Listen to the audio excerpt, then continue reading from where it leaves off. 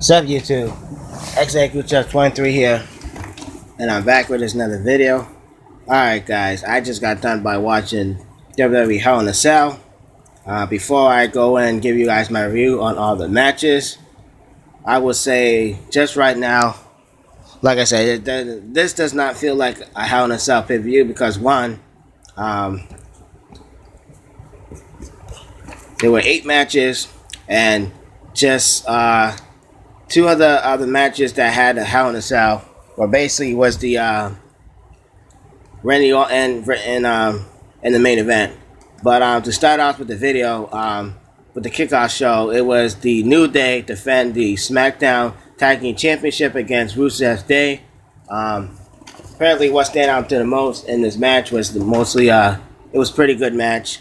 But there was a miscommunication between both Rusev and England English, where basically England English messed up, where he basically cost the tag team belts for both Rusev, and basically the New Day managed to capitalize on it, and Kofi ended up hitting the Trouble and Paralyze on England English to retain the SmackDown Tag Team Champions. So that was the kickoff show.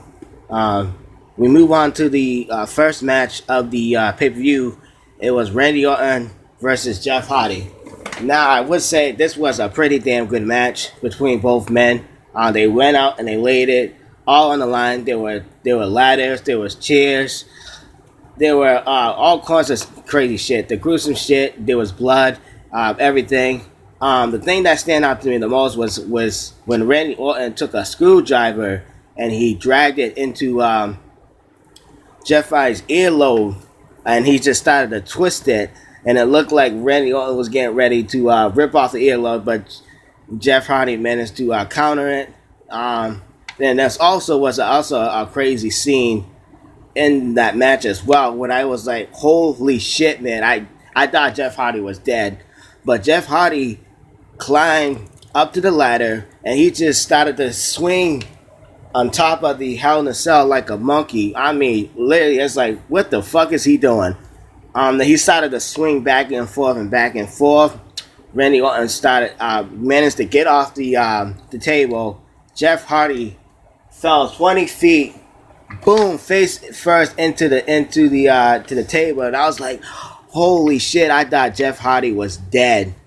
I thought he was dead, man. But Randy Orton took the chance of that opportunity. He pinned Jeff Hardy. It was 1, 2, 3. Like I said, for me, I thought Jeff Hardy was injured because, like I said, during the match they were uploading the Hell in a Cell because Jeff Hardy was really, really injured, and there were updates on Jeff Hardy's injury where he basically was coughing up blood from the stomach abdominal area. So I hope a speedy recovery to Jeff Hardy, man. But that shit was a scary ass moment, man. But those are the reasons why we love Jeff Hardy as a wrestler. The man will go out there to entertain us. So, but anyway, we move on to the next match of the pay-per-view. It was Becky Lynch versus Charlotte Flair for the women's SmackDown Women's Championship. Really, not much really stand out in this match. Mostly, Becky Lynch is basically she was just basically working the on Charlotte Flair's arm the whole match, and basically there was a miscommunication at the end where Charlotte was trying to go for the spear, but Becky reversed, and she 1, 2, 3, and she beat Charlotte Flair to become the SmackDown Championship. I think that's a good move because basically, as a WWE fan, we all get sick and tired of Charlotte Flair being in the spotlight. But at the end of the match, Charlotte Flair wanted to shake Becky's hand, and Becky just walked off and said, "You're not taking this title from me." So that means that the storyline between those two will continue. Alright, so we move on to the next match of the pay-per-view. It was Dolph Ziggler and Drew McIntyre defend their Raw Tag Team Championship against The Shield, Seth Rollins and Dean Ambrose. Now I would have to say that this was a pretty damn good match, man. Both guys both team has laid it off in that match. like I said, I felt like if they had the structure when they used the Hell in a Cell, I felt like the match would have been a lot more better. But yeah, man, the match between these two teams, man, that was just so awesome, man. It was just an awesome fight, man. As a wrestling fan, man, I just love Seth Rollins as a wrestler, man. That man just goes in there and he leaves it all in the ring, man. Same thing with Dean Ambrose, man. You know, that match was pretty good, but at the end though, Drew McIntyre and Dolph Ziggler were able to hit his finisher on Seth Rollins, where Dolph Ziggler managed to pin him, and they both retained their belts, their Raw Tag Team belts. All right, so we move on to the next pay-per-view of the night. It was AJ Styles defend his WWE Championship against Samoa Joe. Tell you guys the real truth, though, I'm not really feeling this whole AJ Styles and Samoa Joe storyline, this whole friend and family storyline shit. I just want to see Samoa Joe and AJ Styles just go out and just lead up all the ring, but the match was okay, man. Like I said, I wasn't really feeling it that much. I felt like that match could be a little bit more better. At the end, though, Samoa Joe was trying to hit the cleaner cut on AJ Styles. AJ Styles reversed it. He got the 1, 2, 3, but there was a conservatory victory where the referee missed it, where AJ Styles tapped out. And also later on in the show, Samoa Joe was getting mad when he was. So Samoa Joe will get his rematch at the Australia show, Super SmackDown. To me, I would love to see Samoa Joe become the